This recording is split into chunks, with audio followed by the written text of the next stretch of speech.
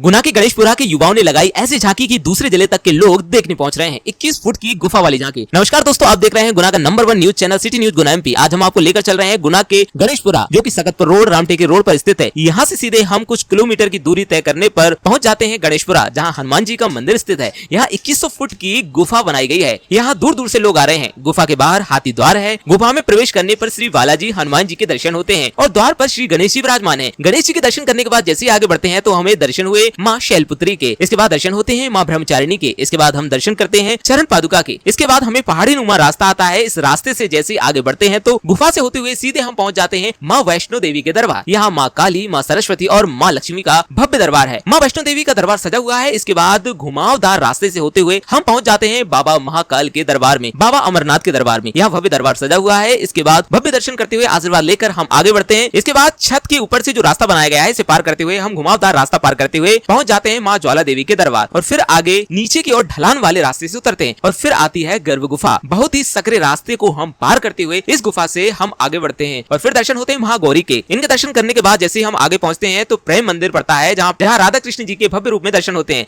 दर्शन करने के बाद जैसे हम आगे बढ़ते हैं तो माँ कात्यायनी के दर्शन होते हैं। माँ कात्यायनी के दर्शन करने के बाद आगे बढ़ते ही भैरव बाबा के दर्शन होते हैं। भैरव बाबा के दर्शन के बिना माँ वैष्णो देवी की यात्रा पूरी नहीं होती। फिर हम गुफा के बाहर निकल आते हैं और बाहर समिति के सदस्य अपनी व्यवस्था संभाल रहे हैं। इसके बाद माँ दुर्गा के दर्शन होते हैं। माँ का आशीर्वाद प्राप्त कर मंदिर में बालाजी के दर्शन करते हैं और इस भव्य गुफा की यात्रा पूर्ण होती है। और झांकी के सदस्यों का हम सिटी न्यूज परिवार की ओर से धन्यवाद व्यक्त करते हैं, जिन्होंने ये झांकी लगाकर गुना में गणेशपुरा की एक अलग ही पहचान बनाई है। आगे की झांकियों के अपडेट के लिए फॉलो करें और क्या कहेंगे इस गुफा वाली झांकी को लेकर कमेंट कर बताएं।